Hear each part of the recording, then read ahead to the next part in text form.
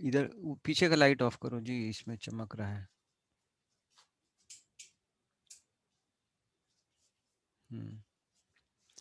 ये ऑन सहनौ भुनक्तु भुनक्तु सह वीर्यं करवावहै तेजस्विनावधीतमस्तु मा विद्विषावहै। ओम शांति शांति शांति। हरि ओम। तो मेरी लिस्ट में डॉक्टर वोरा ज्वाइन किया क्या? यस। डॉक्टर वोरा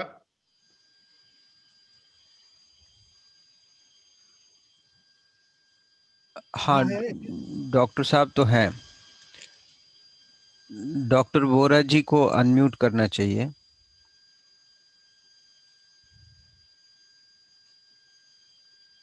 क्योंकि उनका प्रश्न मैं सबसे पहले लेना चाहता हूँ, यानी मेरे लिस्ट में वो पहले है, नहीं तो बाद में ले लूंगा।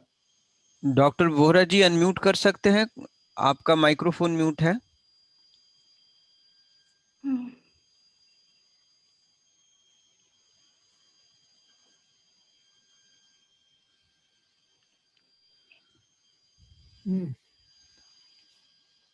तो फिर और कौन आया है?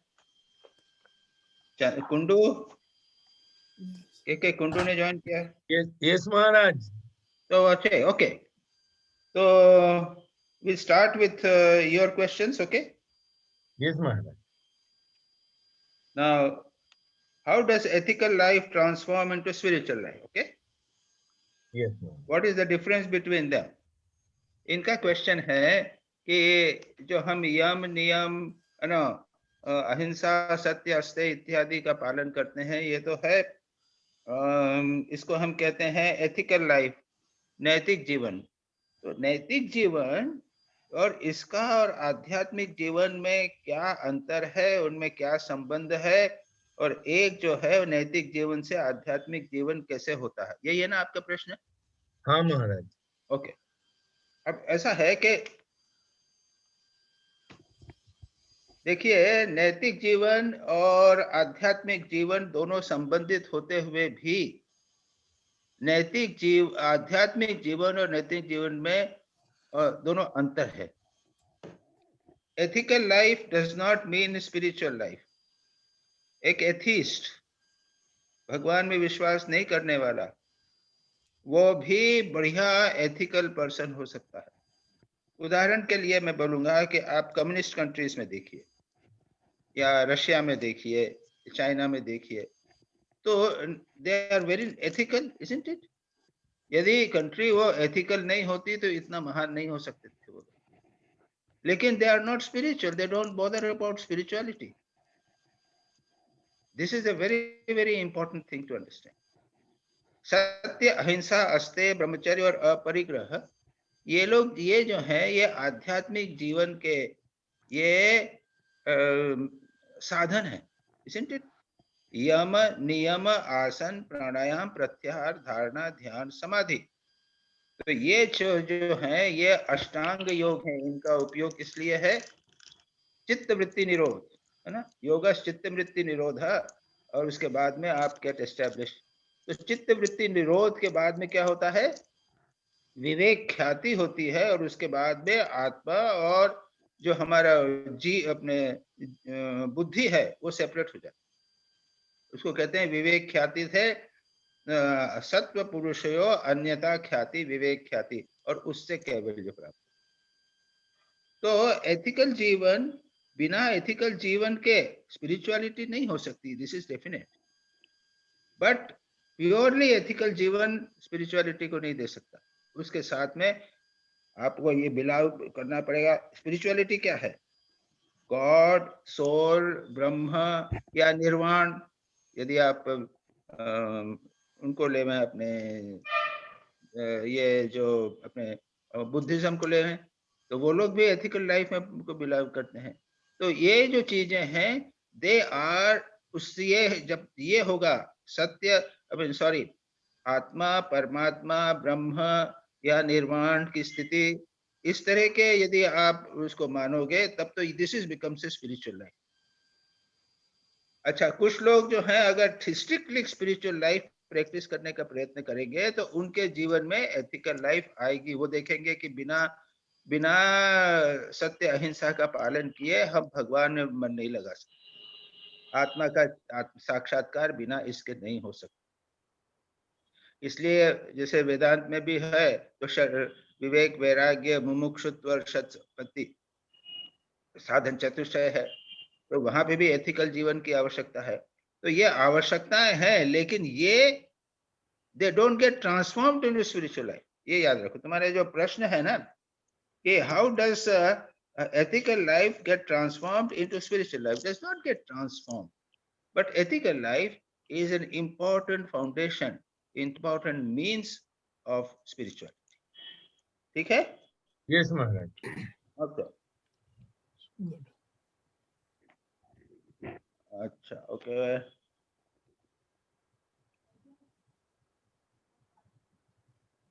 there's another point, वो ये है कि एथिकल लाइफ से कभी कभी अगर आदमी पक्का सत्य को पालन करे या अहिंसा का अभ्यास करे तो अहंकार बढ़ सकता है।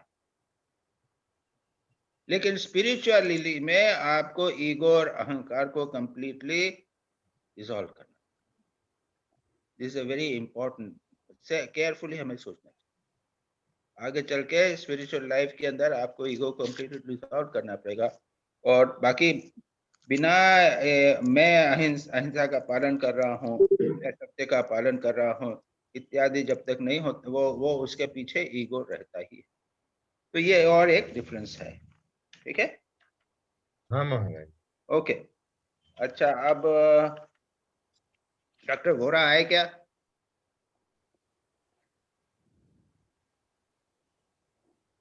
डॉक्टर वोरा तो नहीं तो छोड़ो, हम दूसरे क्वेश्चन पे जाते हैं। क्योंकि वो दिख रहे थे लेकिन उनका वीडियो ऑडियो नहीं चल रहा है।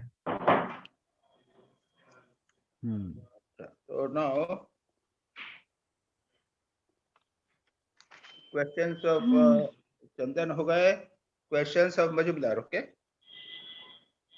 Doctor Majumdar, questions. हाँ महाराज, हाँ महाराज जी। वो आपने प्रश्न किया है कि एक्सप्लॉयटेटरी मशीनरी, मैंने कहा है कि we are living in a system in which mean exploitation, सारा सोसाइटी जो है वो एक्सप्लॉयटेटिव सोसाइटी है। उसमें जी। आपने कहा कि एक डॉक्टर का पॉइंट उठाया है। अच्छा, फिर उन्होंने कहा है कि wants are increasing, our needs are increasing, standard of living अगर वो का बढ़ता चला जा रहा है तो उसमें चांसेस ऑफ चोरी बढ़ती चली जा रही है। और डिफरेंस बिटवीन द लेवल। हाँ, उसमें महाराज मैंने कहा है कि इससे अच्छा, अपरिग्रह तो समझ में आता है, परिग्रह समझ में आता है, लेकिन स्तेय कैसे होता है, यही सवाल क्या है। इंक्रीजिंग वांट्स एंड डिजायर से परिग्रह जरूर होता है, लेकिन स्तेय कैसे होता है? हाउ डज इट बिकम चोरी? अच्छा, मैं एक एग्जांपल देता हूँ। मैंने और भी तो एग्जांपल दिए हैं, मैंने आर्टिकल में काफी बोला है। अभी अब बताता हूँ। जी महाराज। एक ब्रेड लेके अक्सर आप सड़क पे बैठ जाइए खाने के लिए, सुनसान भी होगा तो कहीं से कहीं से एक भिखमंगा चुपचाप आपके सामने खड़ा हो जाएगा। एक कुत्ता वहां पे बैठ जाएगा, आपको लग जाएगा, ऊपर देखेंगे कौवा बैठा हुआ है। हाँ, चिड़िया आ जाएगी। हाँ, ये आपने जो है ये चोरी तो नहीं की है, लेजिटिमेट है, उसके बावजूद उसके ऊपर और किसी की निगाह है कि नहीं? जी महाराज, बिल्कुल।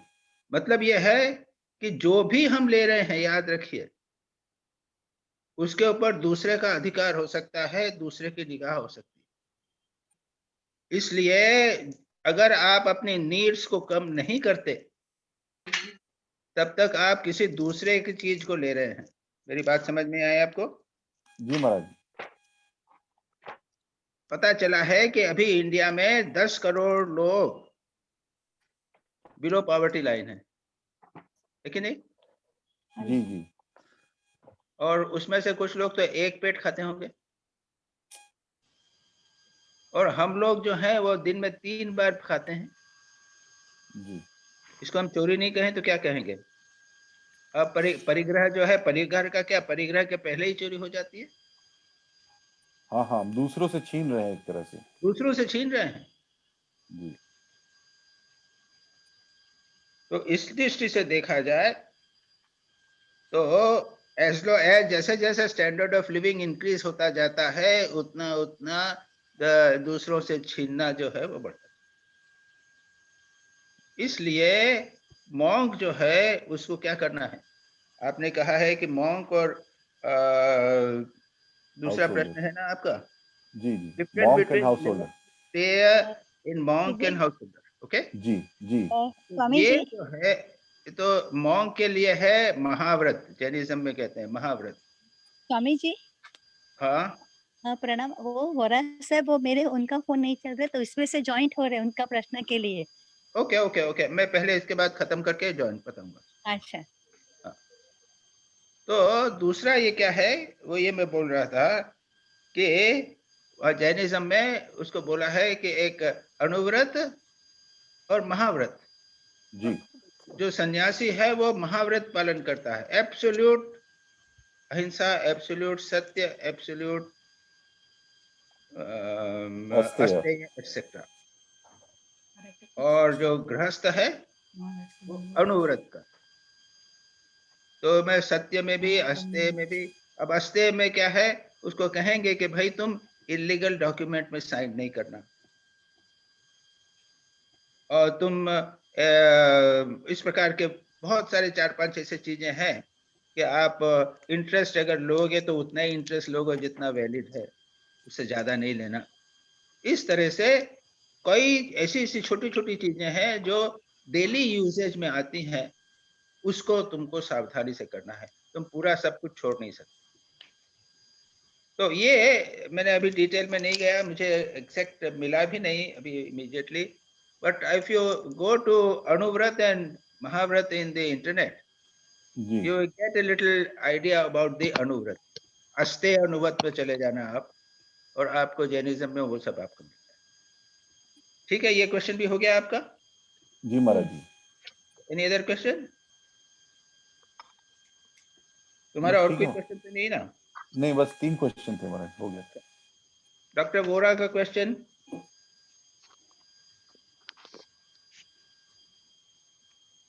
कौन? My question is on मोह।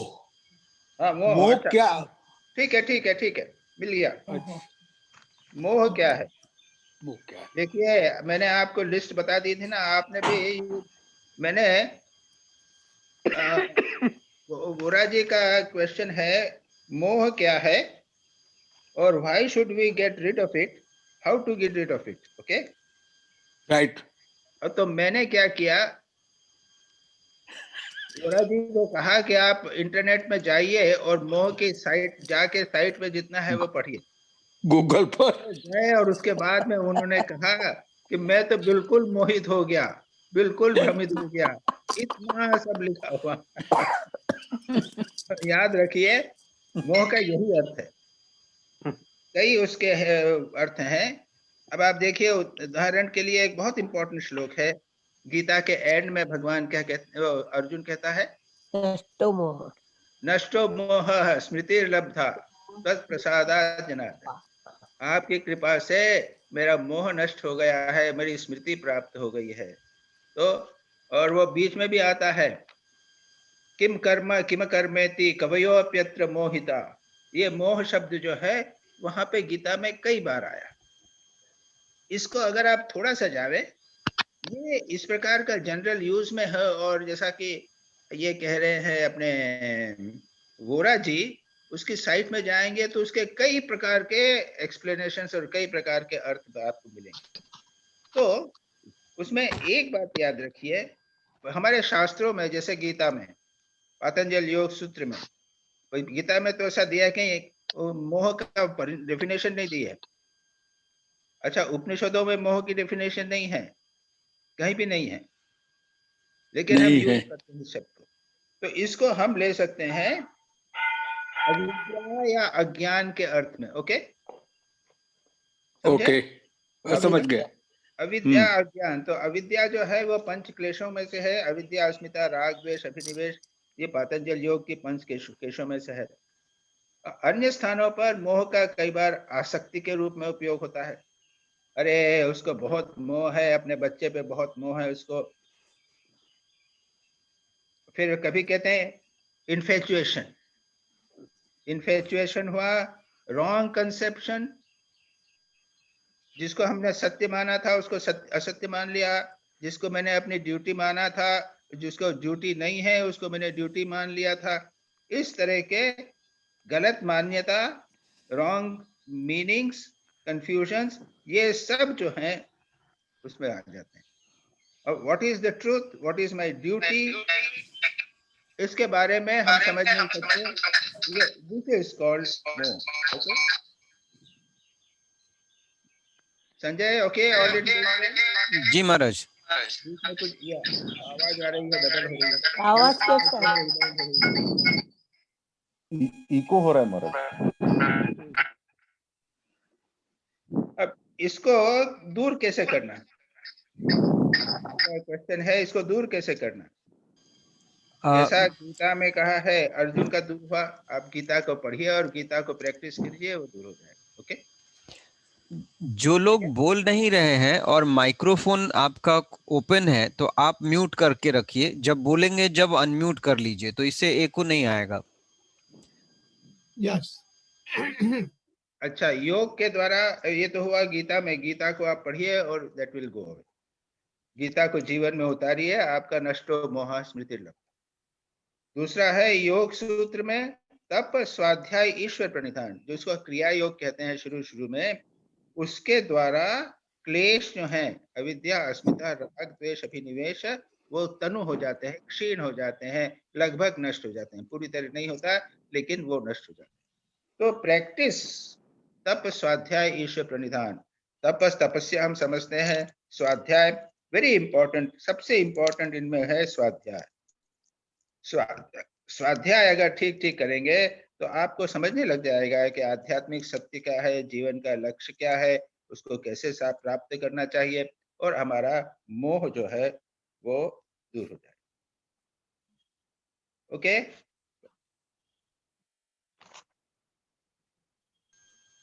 चंदन कुंडू के हो गए, वोरा जी के प्रश्न हो गए। वोरा साहब, आप कुछ बोल रहे हैं पर आपको म्यूट किया था, आप अनम्यूट कर सकेंगे? हाँ, आप, हो गया। हाँ आप ही अनम्यूट हो गए हाँ। जी। अब बताएं, आप कह रहे अच्छा, थे कुछ जी। मेरा दूसरा सवाल ये है हाँ कि हम ठाकुर को वरिष्ठ अवतार कहते हैं। हाँ हाँ हाँ, okay okay okay okay okay okay, ठीक है। हम अवतार वरिष्ठ ठाकुर को बोलते हैं, इसका क्या मतलब है? तो पहले बात तो ये कहते हैं कि ये बताइए कि ठाकुर अवतार में है कि नहीं है। जो दूसरे अवतार तो है। अब वो आप मान लिया, कैसे मान लिया? क्योंकि स्वामी जी ने जब प्रश्न पूछा था, जब ठाकुर की देह पड़ने वाली थी, उसी समय ठाकुर मन में सोचा कि अगर ये अभी बोले तो मैं मानूं कि ये अवतार है। अच्छा ठीक है। अच्छा, अगर यही हुआ आपके अनुसार कि स्वामी विवेकानंद ने उस समय ये नहीं सोचा कि अगर ये कहें कि मैं अवतार वरिष्ठ हूं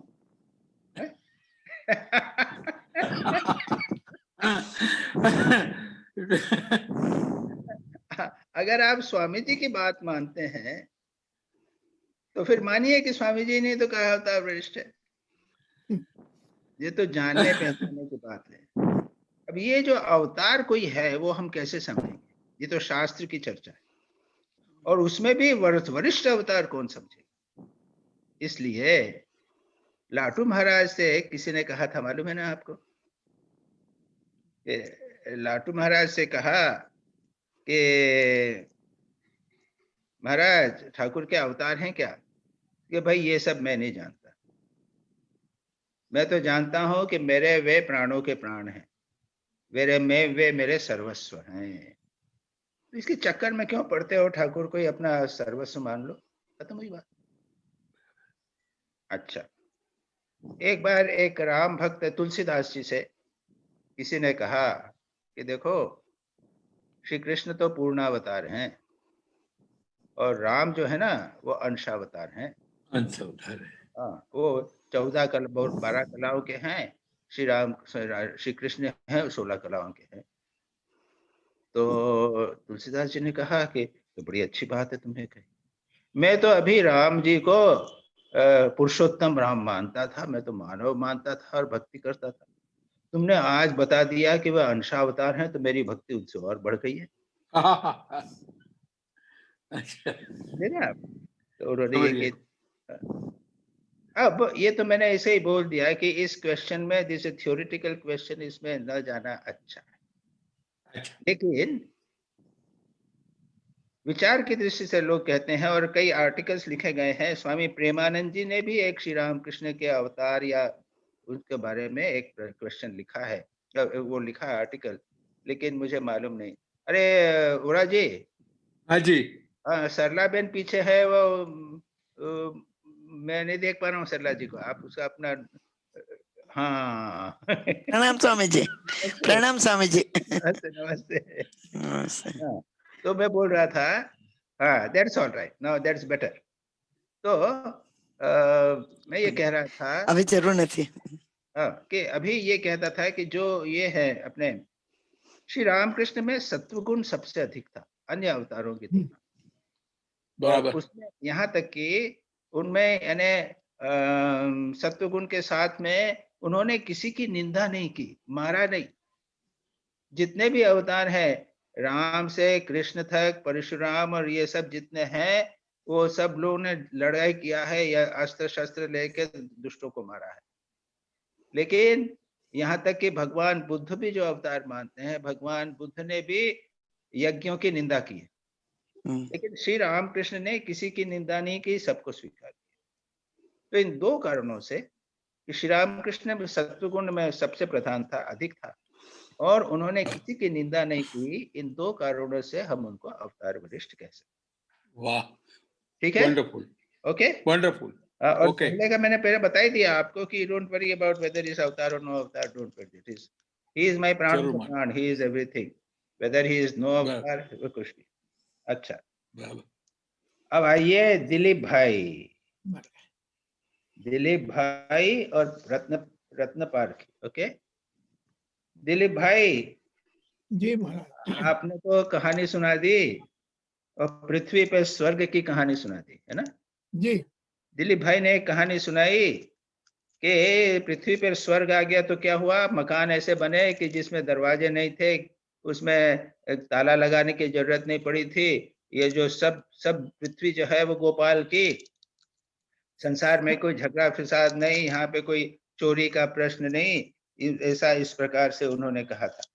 अब देखिए भाई, ये जो है एक प्रकार से कहा जाए तो ये है सत्य युग का वर्णन। जी सत्ययुग, द्वापर युग, त्रेता युग और कलयुग, जी और हम रह रहे हैं कलयुग में। तो अब इस कलयुग को आप सत्ययुग कैसे बनाओगे? इसका उत्तर रामकृष्ण परंपरा में किसने कहा ये नहीं मालूम, कि अगर मैं इंडिविजुअली व्यक्तिगत रूप से अगर एक सत्य युग जैसा जीवन व्यतीत करूं, मैं नैतिक जीवन व्यतीत करूं, सत्य का और अपरिग्रह का, अस्तेय का अगर जीवन व्यतीत करूं, तो सत्ययुग मेरे लिए यहीं आ जाए। Right. That is what it is then. अब स्वयं इसको कीजिए, आप देखेंगे कि आपका जीवन जो है सत्युग का जीवन हो जाएगा, आप प्रशांत हो जाएंगे, आपके साथ लोग भी अच्छे आ जाएंगे, आप भगवान का भरा वो करिए, चिंतन वगैरह कीजिए, सब कुछ ठीक ठाक होता है। जी ऐसे कई दृष्टांत हैं, स्वामी विज्ञानानंद जी के शिष्यों के दृष्टांत हैं कि उनसे मंत्र लिया, जप वप करने लगे, तो देखते हैं कि सारा काम उनका ठीक चल रहा है। यहाँ तक कि एक भक्त ने कहा कि मेरे विज्ञानानंद जी का शिष्य था और उसकी एक फैक्ट्री वैक्ट्री थी, बुक बुक किताबों की प्रेस थी, बड़ा बड़ा था, और बंगाल में, और एक दिन 400-500 बजे मुसलमानों का वो था, वो यानी हिंदू मुसलमान दंगों के समय 400-500 मुसलमान अल्लाह अकबर करके उसके घर के सामने आ गए। कहा अब सब खत्म हो जाएगा, मेरी पत्नी, 2 छोटे बच्चे और सबको बर्बाद कर देंगे। इतने में देखा क्या कह रहे, मैं भगवान को, ठाकुर को पुकारने पर लगा। इतने में देखा कि पुलिस की गाड़ी आई, पू पू पू करके करते 2-4 पुलिस की गाड़ी आ गई और सब भाग गए। वहां पे उन्होंने दो पुलिसमैन, आर्मी मैन को तैनात। जी तो इस तरह की चीजें भी तो देखी जाती हैं।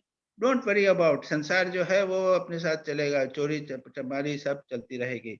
हम अपने जितने अच्छे बनेंगे उतना हमारा संसार ठीक बराबर है। जी।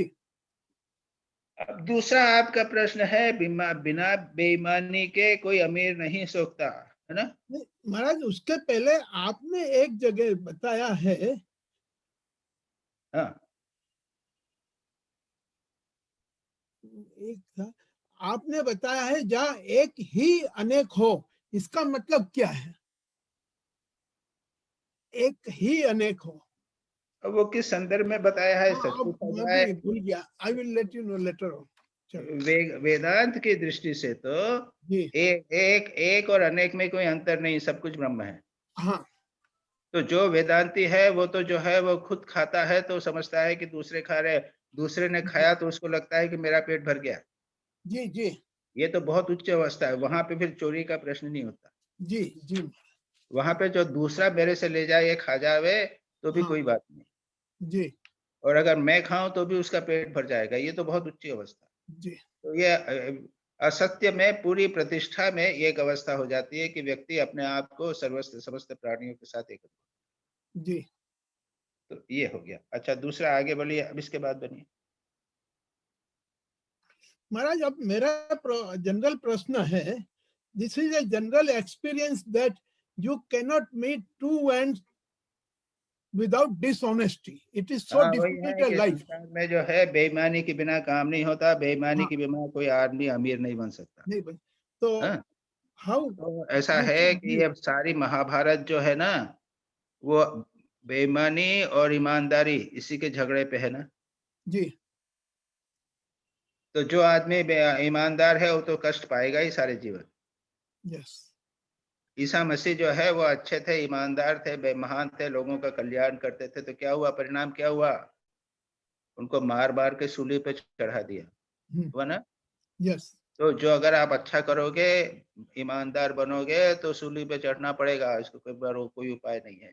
जी लेकिन परिणाम क्या हुआ इसके बाद?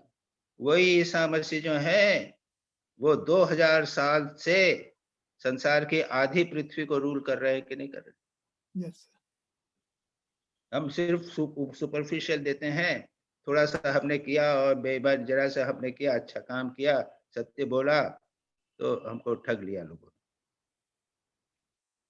हम इतना ही देखते हैं, सामने की चीज देखते हैं, जी लेकिन लॉन्ग रन में, रिमेम्बर, स्वामी विवेकानंद कहते हैं कि if truth were a bed of roses, सत्य अहिंसा ये सब एक ही चीजें हैं।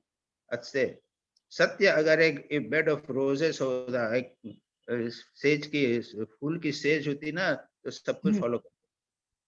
We must hold on to truth even if heaven will fall. अगर स्वर्ग भी टूट जावे, पृथ्वी ध्वंस हो जाए, तो भी हमको सत्य का पालन करना चाहिए। जी तो मॉरल वैल्यूज को पालन करना ऐसा आसान नहीं है। यस कोई भी, आपने ठीक ही कहा है कि बेईमानी किए बिना कोई आदमी धनी नहीं बन सकता। आप ठीक ठीक स्ट्रिक्टली अगर पालन करोगे मॉरल वैल्यूज, तो याद रखिए सांसारिक सुख सुख सुविधा जो है वो आपको दूर भागनी पड़ेगी। जी तो ये आपने बहुत इंपॉर्टेंट प्रश्न किया है, ठीक है। जी महाराज। अच्छा, उसके बाद आपका है बेईमानी पे आ गए आप। अब वो जो अमीर लोग हैं बेईमानी करें और डोनेशन करें, उससे आपको क्या लेना देना, वही करते रहेंगे, हमको क्या करना है। जी बराबर। लेकिन कुछ लोग हैं वो दे आर वेरी पर्टिकुलर, ऐसे लोगों से वो पैसा नहीं लेते। जी जी ऐसे इंस्टीट्यूशंस भी हैं जैसे गरीब बदमाश है, बेईमान है, काला बाजारी है, उससे पैसा नहीं लेते। जी। और आगे चले तो हम ये भी कहेंगे कि व्हाइट मनी और ब्लैक मनी जैसी कोई चीज नहीं है, सब जो भी है वो सब ब्लैक है, जी। जो भी है वो सब ब्लैक है। अरे हमको प्रणामी दी तो हमको क्या मालूम किसने दी है, वो आदमी कैसा है, वो पैसा उसके पास कहाँ से आया, हमने उसको स्वीकार कर लिया। वो साधु है, स्ट्रिक्ट साधु है, उसको स्वीकार नहीं करते। वो करते हैं तो फिर डोनेट कर देते हैं, दूसरे को किसी को दे देते हैं, गरीबों के लिए काम में ले लेते। जी। तो ये is a very complicated thing. उदाहरण के लिए अभी और भी कहूँ तुमको, दुर्भाग्य यह है कि उसके सामने जैसे श्री रामकृष्ण तो पैसे को छूते नहीं, यस। है ना, जी, लेकिन बिल्कुल। लेकिन उनका काम क्या बिना पैसे के चलता था? उनके मथुर बाबू रसददार थे, यस। धनवान उनके जो है वो सपोर्टिंग थे, कि जाते थे तो इसको कहते थे इसको पैसा दे दो, इसको ये कह दो। और ये मथुर बाबू भी कैसे थे? ये भी कोई बिल्कुल दूध के धुले हुए नहीं थे। एक बार उन्होंने हत्या भी कर दी थी, और फिर ठाकुर के चरणों में आके भाई बचाओ बचाओ मेरे को बचाओ। ठाकुर ने बहुत डांटा करा कि क्या कर रहे हो ये सब, ठाकुर ने कृपा कर दी, ठीक है, ओके। लेकिन जो प्रश्न तुमने किया है बहुत अप्रोप्रिएट प्रश्न किया है। एज फार एज पॉसिबल जी। Be very careful. महाराज, हाँ। महाराज, इंडिविजुअल को पता होना चाहिए कि उसका पैसा ब्लैक है या व्हाइट है।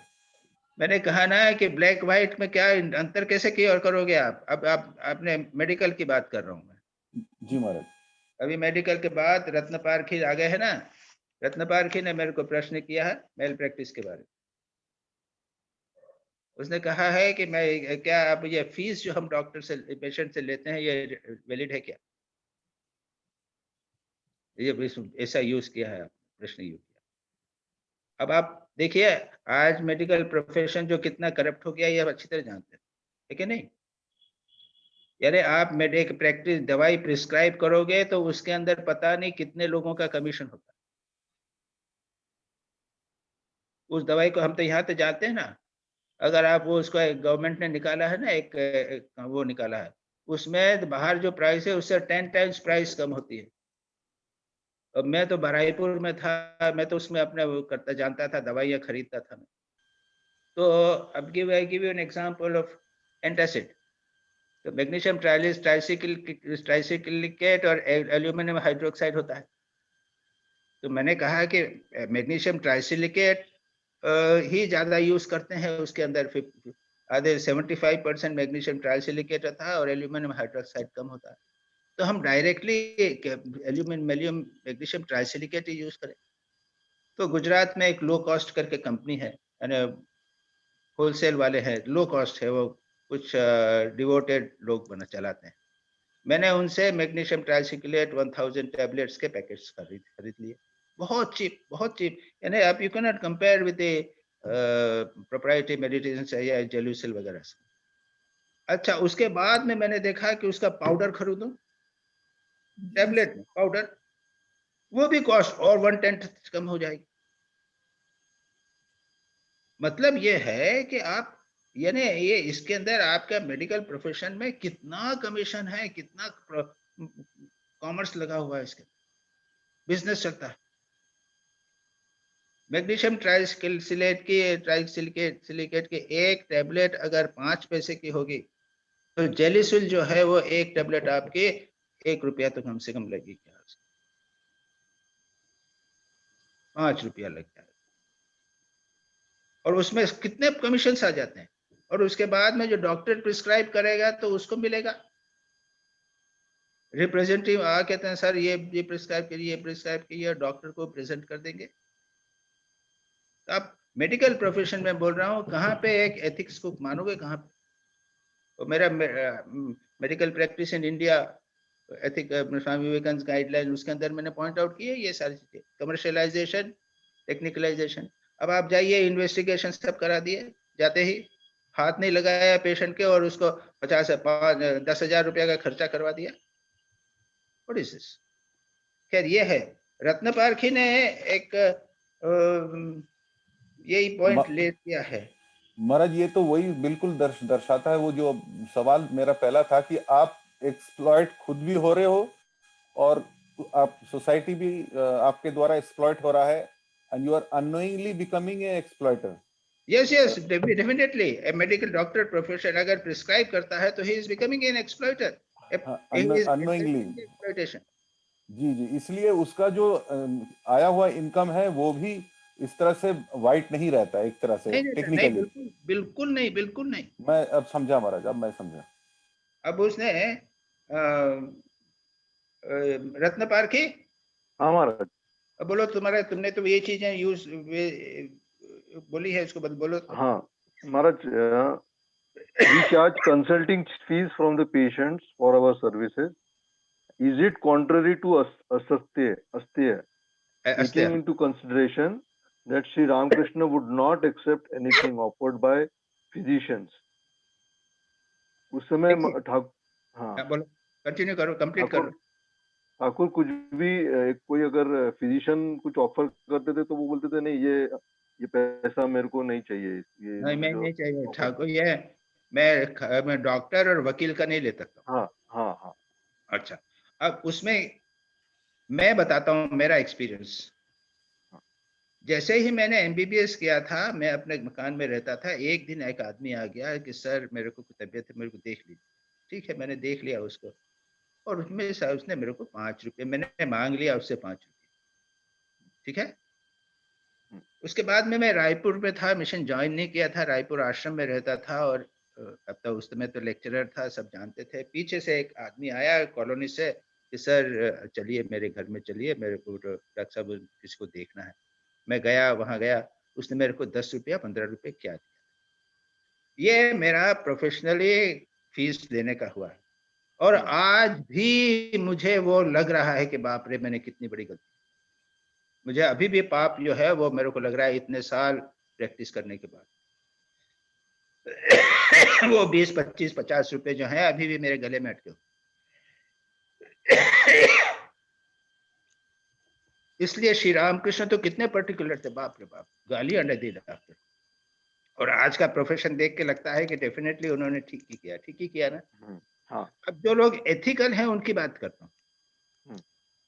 इंदौर में हमारे एक बहुत फेमस डॉक्टर थे, एसके मुखर्जी, पद्म भूषण उनको मिला था। ही वाज ए विजार्ड जो कह सकते हो वो, यानी वो एमआरसीपी में ही stood first and to such an extent that the doctor during viva they said that we don't want to ask anything from him. He was so brilliant, और he was known all over India, you know. Padma Vibhushan, हमारी भी 1-2 classes उन्होंने ली थी। हमारे father के वे teacher थे, और उनके बारे में है, वो प्रैक्टिस करते थे, किसी से पैसा मांगते नहीं थे। कोई देता था तो उससे पूछते थे कितना दे रहे हो, तो सर 50 रुपए। कि नहीं, मेरी फीस 16 रुपये। तो 50 रुपए में से 16 रुपए लेते थे, बाकी करते। मैं हमारे संतोष भैया सत्य रूपानंद जी जो रायपुर में हैं, उनको मैं एक लेकर ले गया था। मेरा यही एक्सपीरियंस। उसको देख के उन्होंने तो मांगा नहीं, मैंने वो एनवेलप में दिया, तो उन्होंने यही किया था। अच्छा, दूसरा मैंने एक मेरे दूसरा एक्सपीरियंस है। मैं जब वहाँ पे रहता था, अपने इंदौर में ही रहता था, तो उनको बुला के लाया था। मेरे पास में मेरे नेबर था एक आदमी बहुत सीरियसली इल था, उसको दिखाने के लिए आया था। महाराज वो डॉक्टर का नाम क्या था? S K Mukherjee. Okay, S K Mukherjee, Santosh Kumar Mukherjee was a Bengali, और उसका जो कलीग था वो मेरा रूम क्लासमेट था। एनीवे, तो फिर उसका जो लड़का था, his son was my colleague. Okay, तो वो, और ऐसे मेरे सामने ही ऐसे 2-3 एग्जाम्पल हो गए। अच्छा, फिर दूसरे एक डॉक्टर, मेरे फादर की ले बात, तो वो वाज ए टीबी स्पेशलिस्ट। तो उन्होंने फिक्स कर लिया था कि भाई मुझे, आई मीन आफ्टर रिटायरमेंट, मुझे अपना मकान चलाने के लिए, अपने कार चलाने के लिए, पेट्रोल के लिए, ये सब के लिए suppose I want say 5,000 rupees, okay, week monthly. तो प्रैक्टिस करते थे, 5,000 रुपीज जब आ गया, उसके बाद क्या करते थे, जो प्रैक्टिस करते थे पैसा जो आता था तो वो टीबी रिलीफ सोसाइटी को देते थे, और एक रसीद बुक रख ली थी उन्होंने। तो पेशेंट आया, उसने जो फीस दी तो उन्होंने कहा कि ठहरिए, ये मैं टीबी रिलीफ सोसाइटी के लिए ले रहा हूँ, मैं आपको रसीद काट के दूं। तो रसीद काटता था, तो डॉक्टर, आप पेशेंट आता था, कहता है कि डॉक्टर साहब अगर आप टीबी रिलीफ सोसाइटी के लिए डोनेशन ले रहे हैं तो आप 50 रुपये और ले लीजिए, तो एक्स्ट्रा दे दे। तो ये हुआ। तीसरा, मैंने सुना है कि एक मुस्लिम डॉक्टर गरीब बस्ती में काम करता था, जहाँ मुस्लिम बस्तियों में बहुत गरीब लोग हैं, कुछ मुस्लिम बस्तियां बहुत गरीब, वो पैसा नहीं लेता था कुछ से, और गरीब गांव के जो मुस्लिम जो पेशेंट्स उसके होते थे, तो हर महीने एवरी मंथ वो कोई उसको आटा दे जाता था, कोई दाल दे जाता था, कोई खाना दे जाता था उसको, उसकी सारी नीड्स जो है वो पेशेंट लोग पूरी। ये मैंने, मेरी ये किताब है ना, हेल्थ मेडिसिन एंड रिलीजन, है हमारे पास, पढ़िए। उसमें आप देखिएगा medical nobility of medical profession इत्यादि कई जो आर्टिकल्स हैं, उसके अंदर मैंने ये डिस्क्राइब किया, तो इसको आप देख लीजिएगा। Even now you know it may not be possible कि बिल्कुल फीस नहीं लेवे, लेकिन इसको सावधानी से लेना तो चाहिए, ठीक है। और इसके अलावा मैं तो मेडिकल प्रोफेशन को बहुत गालियां दी है मेरे आर्टिकल में, medical practice in India, Swami Vivekananda guidelines, उसमें मैंने पूरा कहा है। आजकल तो वो it is a horrible thing. तो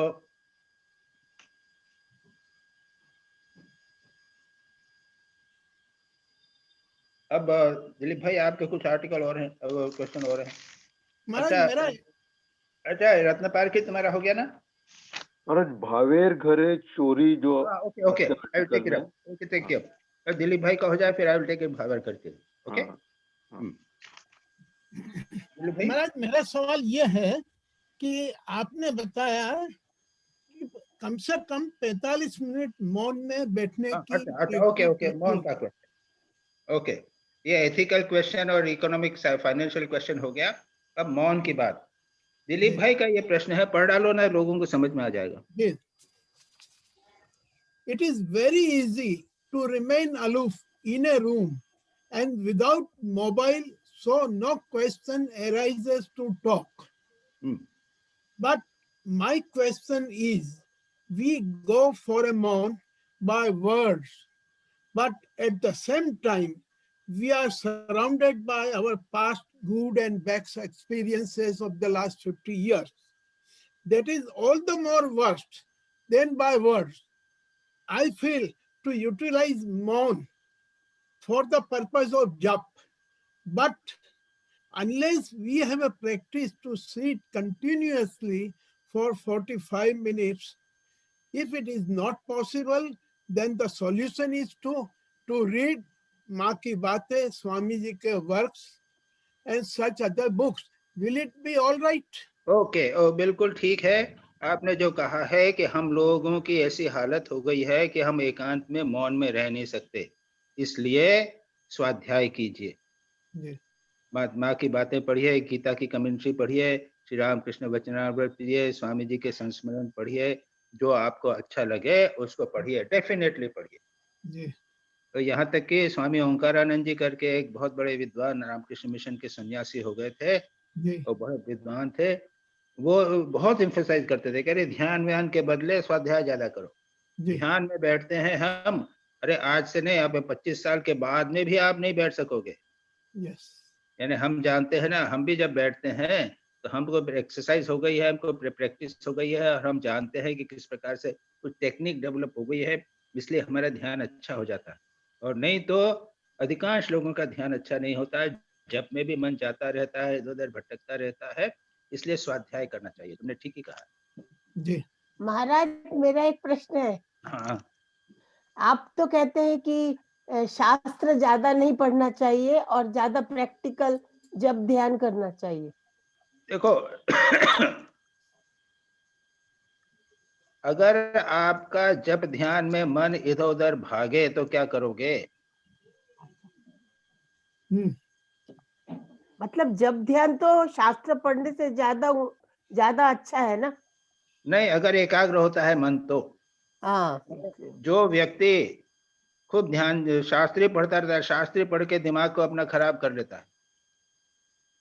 हाँ। हाँ, मन को कंफ्यूज कर लिया आपने शास्त्र पढ़ पढ़ के इधर ठाकुर कह रहे हैं कि डूब डूब जाओ। और तब अगर हम ज्यादा शास्त्र पढ़ेंगे तो ठाकुर तो मना करते हैं शास्त्र पढ़ने के लिए। हाँ, यही तो बोल रही मैं। तब डूब जाओ। डूबने का देखी कोशिश की तुमने? होता है क्या डूब जाते हो? प्रैक्टिस करते होगा ना डूबने का। तो वो तो क्या तो है कि जब ध्यान तो करना ही पड़ेगा। नहीं, वो करना तो पड़ेगा। ऐसे भी करके मन को तो कंट्रोल करना ही पड़ेगा। नहीं तो जब से मन कंट्रोल का होता है, मन भागता है जब के समय ना। अगर जब के समय मन कंट्रोल हो जाए तो कोई आपत्ति नहीं, बहुत बढ़िया है। तब से साथ छूट ही जाएगा। हाँ, तब छूटना ही पड़ेगा अगर मन अगर एकाग्र हो जाता है। नहीं होता है तो फिर शास्त्र पढ़ो। नहीं होता तो ठीक है। दिलीप भाई ने ऐसे लोगों के लिए कहा जिनका मन भटकता रहता है, तो उनको भला कि भाई तुम जब ध्यान नहीं करो, जब ध्यान मत करो, तुम बैठ के शास्त्र पढ़ो। बिल्कुल। अगर आपका मन ध्यान में लग गया है तो फिर उसके बाद जब शास्त्र छोड़ दो। जी। हो गया जी। मौन का प्रश्न हो गया। अब ये इनका जो इम्पोर्टेंट क्वेश्चन है, रत्न पारखी, क्या है तुम्हारा क्वेश्चन? भावेर घरे चोरी। भावेर घरे चोरी। भावेर घरे चोरी। भावेर घरे चोरी का अर्थ है श्री रामकृष्ण के जीवन की इंपॉर्टेंट घटना का वर्णन श्री रामकृष्ण लीला प्रसंग में है। जब श्री रामकृष्ण के साथ में माँ शारदा थी और माँ शारदा उनके पास बिस्तर पे सोई हुई थी, रात का समय था, और श्री रामकृष्ण उठ के माँ के शरीर को देखते हुए अपने मन को संबोधित करते हुए कहते, अरे मन, ये नारी शरीर है, ये तुझे धर्म से प्राप्त है। लोग इसको भोग करने के लिए बहुत लालायित होते हैं, तब तू देख, तू अगर चाहता है तो इसको भोग कर सकता है, लेकिन अगर तू नहीं चाहता है तो भोग मत कर। लेकिन बी ट्रू टू योरसेल्फ ने कहा है कि वो उसमें भावेर घरी चोरी मत करना। यानी मन में एक बार है कि नहीं नहीं मैं नहीं भोग करूंगा, लेकिन मन ही मन उसकी इच्छा भी है, ऐसा नहीं। पेट में एक बात और मुंह में एक बात, ये मानो न होवे। मनमुख एक करना, ये भी बोलते हैं मनमुख एक करना, यानी तो ये भी हुआ कि बाहर हम अपने को सन्यासी बना रहे हैं, साधु दिखा रहे हैं, और अंदर ही अंदर मन में भोग वासना चल रही है। ये नहीं होना चाहिए। तो बाहर भी नहीं होना चाहिए, हमारे भीतर भी there should not be any dichotomy. अपने आप को छलना नहीं है। ये है भावेर घरे चोरी। ठीक है। अब किसका क्वेश्चन बचा?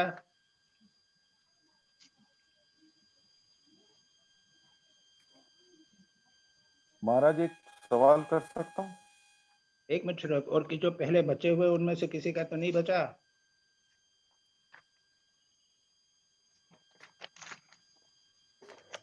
ठीक है।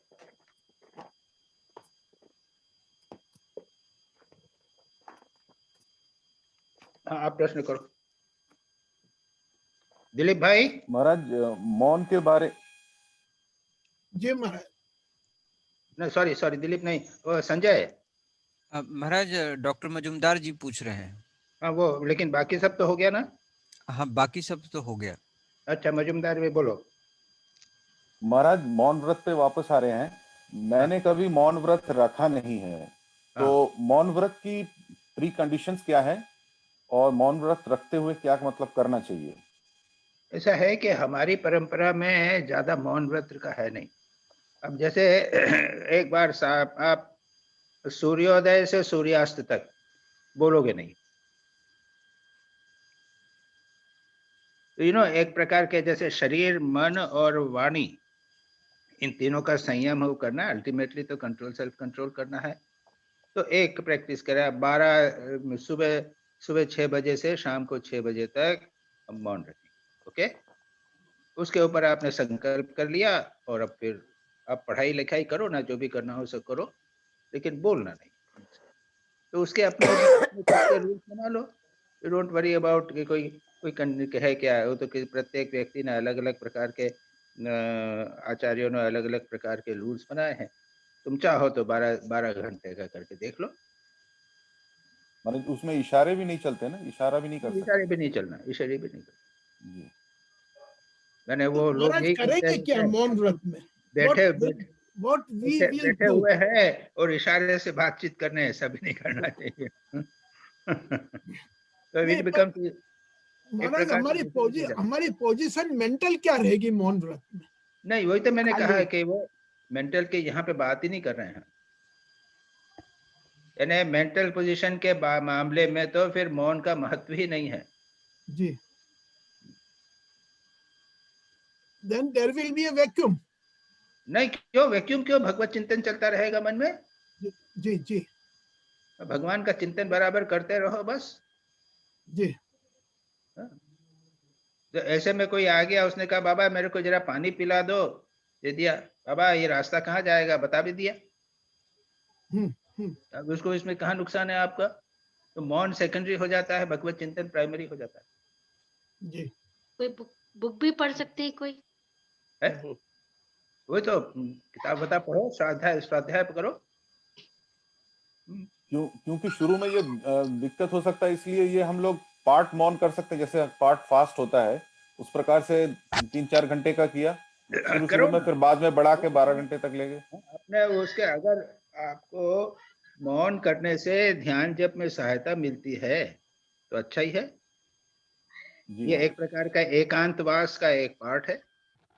अब आप एकांतवास के लिए आपने कर लिया, 5 दिन जाएंगे और दिन भर मन में जो है फालतू उथल पुथल मन की बातें होती रही तो कैसे होगा?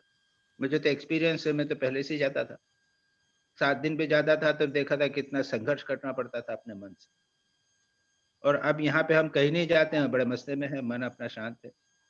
इसलिए ये भी कहा जाता है कि इधर उधर मत जाओ, अपने कमरे में रहो और मौन धारण करो, मन कमरे में ही एकांतवास करो, क्योंकि बाहर जाते ही तुम्हारा मन और चंचल हो जाए। सो हर संडे को आप किसी ने एकांतवास कर लो और मौन भी कर लो, और उसमें आप नियम बना लो, जप करना इतने देर, जप करना इतनी देर, स्वाध्याय करना इतनी देर, प्रार्थना करना, ये सब कर लो। जी महाराज। शिव महिमा स्तोत्र या फिर गीता, पूरा गीता पाठ कर लो जी। उसमें 2-2.5 घंटे तो आपका लग ही जाएगा, और उसके बाद में आप जप भी कर लोगे, ध्यान भी कर लोगे और कुछ स्वाध्याय कर लोगे। कुछ लोग जो है एक किताब से दूसरी किताब में श्लोक लिखते हैं, वैसा कर लो, जो भी कर लो। Plan it in such a way that मन आपका निरंतर भगवत चिंतन में करता लगा।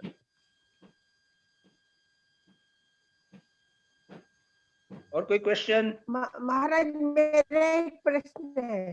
हाँ बोलो। पातंजलि योग सूत्र में लिखा है कि अर्थ का चिंतन करते हुए जप करने का है। तो जैसे मान लो कि मेरा मंत्र माँ शारदा, ओम रीम माँ शारदा, तो कैसे उसका मतलब प्रैक्टिकली कैसे करने का, अर्थ कैसे चिंतन करने का? देखो अर्थ का चिंतन जो है ना, अब माँ शारदा के संबंध में तो जानते हैं, अब ओम के बारे में नहीं जानते हैं ना, तो आप मांडू के उपनिषद पढ़ लो, है आपको ओम समझ में आ जाएगा। हाँ। अच्छा, रीम के बारे में हमने पिछली बार बताया था तुमको, है ना? तो इन सबको एक साथ पूरे मंत्र को समझ लो। उसके बाद में पूरे मंत्र को करो एक साथ, एक के बाद एक जंप करके नहीं होता। जैसे सिंपल उदाहरण देता हूँ, ओम नमो भगवते वासुदेवाय, ओके, ये प्रसिद्ध है ना, हो गया। नमो भगवते, भगवान वासुदेव को मैं प्रणाम करता हूँ, और ओम लगा हुआ है। तो ओम जो है ये तो परमात्मा का अक्षर ही है, नाम भगवान का है। अब इसका आपने मंत्र समझ लिया, भगवते का अर्थ समझ, भगवान हो गया, वासुदेव यानी श्री कृष्ण हो गए। अब आप उसको जब ओम नमो भगवते वासुदेवाय करते हो तो ऐसा नहीं करना उस समय ओम यानी क्या, नमो यानी क्या, भगवत भगवान यानी क्या, वासुदेव यानी क्या, ऐसा ब्रेक कर करके पूरे मंत्र को नहीं करना है। हाँ, यही पूछ। एक साथ पूरा मन जब करेंगे तो आपके मन में जो कंपोजिट आइडिया है वो आएगा जी। अब यदि आपसे कहा जाए कि आपके पुत्र या अपनी कन्या या आपके मित्र किसी का ध्यान कीजिए, आप उसका नाम लीजिए और ध्यान कीजिए, तो क्या आपके मन में उस अपने पुत्र के संबंध में जो उसका नाम है, सपोज महेश है, तो महेश का उच्चारण करने पर महेश क्या है वो आप अच्छी तरह जानते हैं, वो ऑटोमेटिकली एक घनीभूत विचार आएगा आपके सामने। इसको कहते हैं अर्थ चिंतन। ठीक है। पतंजलि ने पहले ईश्वर का अर्थ बता दिया 3 सूत्रों में, और उसके बाद कहते हैं ओम का जप करो और अर्थ का चिंतन करो। इसका अर्थ ये हुआ पहले सब अर्थ जानकर बाद में जप करने का। अब जैसे हम रामकृष्ण का अर्थ जानते हैं तो जी कैसे पता चला? लीला प्रसंग पढ़ा, वचनामृत पढ़ा, उनकी जीवनी पढ़ी, श्री रामकृष्ण को जैसा हमने देखा, इतना सब पढ़ पढ़ पढ़ के रामकृष्ण शब्द का एक अर्थ हमारे मन में घनीभूत हो गया है। Nivedita, this is very important. उसके कंफ्यूजन में नहीं जाना। एकाग्र मन से अगर रामकृष्ण का चिंतन करोगे तो उसका घनीभूत रूप उनके आपके मन में उठेगा। यही होता है अर्थ चिंतन।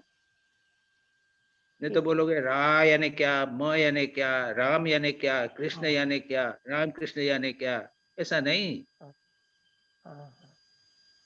जब से घनीभूत एक कंडेंस्ड चिंतन होगा। सपोज तुम अबे ब्रह्मेशानंद, तो Brahmeshanand, you know something about Brahmeshanand.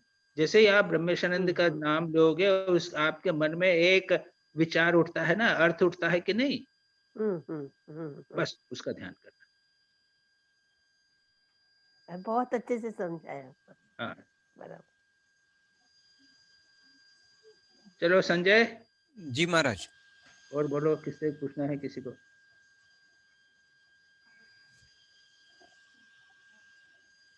और किसी को पूछना है? सब क्वेश्चंस हो गए? महाराज सवाल ये है कि मेरा एक्सपीरियंस ये बताता है, if your state of mind is good, you can have a good time for जप, ध्यान, everything. But if your state of mind is not good, it is very very difficult, which I am experiencing for the last 10 days। मैं सोचता हूँ, कोशिश करता हूँ, पर भगवान गायब हो जाते हैं, फिर आते हैं, पकड़ के लाता हूँ, फिर चले जाते हैं। तो how to catch on? It's very difficult unless you have a good state of mind.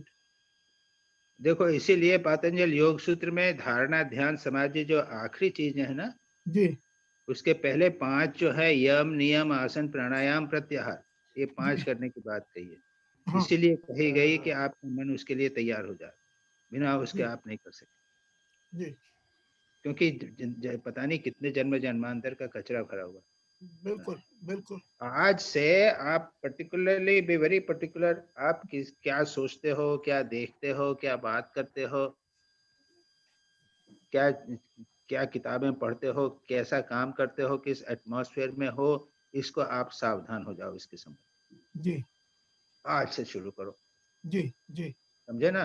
जी देखेंगे आपको 6 महीने बाद में मन अच्छा रहेगा और ध्यान आपका बाद में अच्छा रहेगा। जी। अब हम जैसे हैं, हम तो 50 साल से कर रहे हैं ना जी। हम 50 साल से सब कर रहे हैं। अब हमारे लिए ध्यान करना आसान हो गया क्योंकि हमारा मन जो है वो परिवर्तित हो गया धीरे धीरे धीरे धीरे धीरे। 50 साल में संस्कार पड़े हैं बार बार, और अभी भी हम न्यूज़पेपर नहीं देखते, अभी भी टीवी नहीं देखते, इधर उधर की बातें नहीं करते। जी। तो इसलिए अभी हमारा ध्यान अच्छा होने लगा। जी। तो ये तो सामान्य चीजें हैं। जब तक मन चंचल, जब तक मन पवित्र नहीं होगा, कॉन्शियस माइंड, सबकॉन्शियस माइंड, ये सब का सब जब तक धीरे धीरे पवित्र नहीं होगा तब तक ध्यान में समस्या आएगी, उसको कुछ नहीं कर सकते। राइट। इसीलिए तो कहते हैं कि जवान उम्र में स्वामी श्री रामकृष्ण ने तो इन लोगों को पकड़ा था। किस उम्र में पकड़ा था? वो 15, 16, 17 बरस के लड़के थे। इन लोगों को पकड़ा, जाओ जाओ, सुबह रात को 12 बजे उठा देते थे। क्या सोने के लिए आए हो? जाओ ध्यान। इधर उधर बात करते नहीं थे, गृहस्थों से बात करने नहीं देते थे। गिरीश चंद्र घोष इतना बड़ा भक्त है तो नरेंद्र से बात कर रहा है, तो मेरा क्यों जा रहा, उसके पास क्यों जाता? जी क्योंकि गिरीश चंद्र घोष का तो दूसरे प्रकार का जीवन था, वो तो पापी जीवन था। तो नरेंद्र को इतने अच्छे भक्त, वो श्रेष्ठ भक्त हो गए, लेकिन फिर भी युवक है, उसको कह नहीं जाना, उससे बात मत कर। Very particular. तो one has to be very careful, हम क्या कर रहे हैं, किससे मिल रहे हैं, हमारा मन कहाँ जा रहा है, सावधान रहो। धीरे धीरे मन आपका अच्छा हो जाएगा, ध्यान अच्छा। जी महाराज इसी को चित्त भूमि बोलते हैं ना, जो आप कह रहे हैं, चित्त भूमि बनाना, फाउंडेशन बनाना। हाँ हाँ जी विक्षिप्त, रेस्टलेस, हमारा भूमि यानी जो structure of the mind, basic structure of the mind, वो 3-4 प्रकार का होता है पतंजलि योग सूत्र में। एक तो होता है रेस्टलेस माइंड, एक होता है पार्शली रेस्टलेस, थोड़ा सा कंट्रोल हो गया है, थोड़ा सा बर्बाद वो है, और तीसरा होता है डल माइंड, बैठे हैं ध्यान करने तो नींद आ गई। उसके बाद जब एकाग्र मन होता है प्रैक्टिस करके, तब वहां पे ध्यान अच्छा। क्या संजय? जी महाराज, हो गए सारे। जी महाराज, टाइम हुआ 4:35 हो गया। Exact 1 hour. जी महाराज।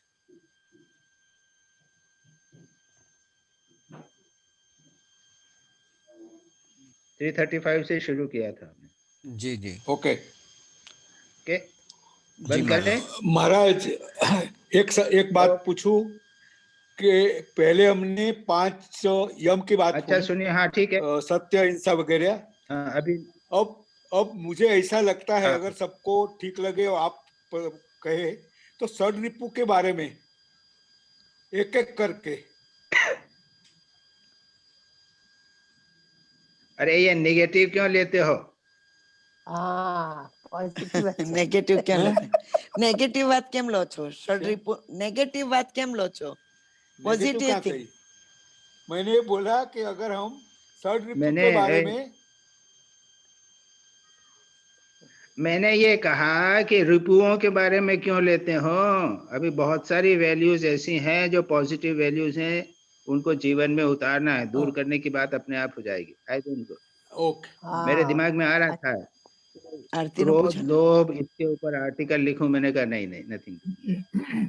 अभी मैं भेज रहा हूँ आपको प्यूरिटी पे, पवित्रता का आर्टिकल संजय जी महाराज। और उसके साथ में माँ शारदा, अनफॉर्चुनेटली हिंदी में माँ शारदा का पवित्रता पे आर्टिकल नहीं मिला।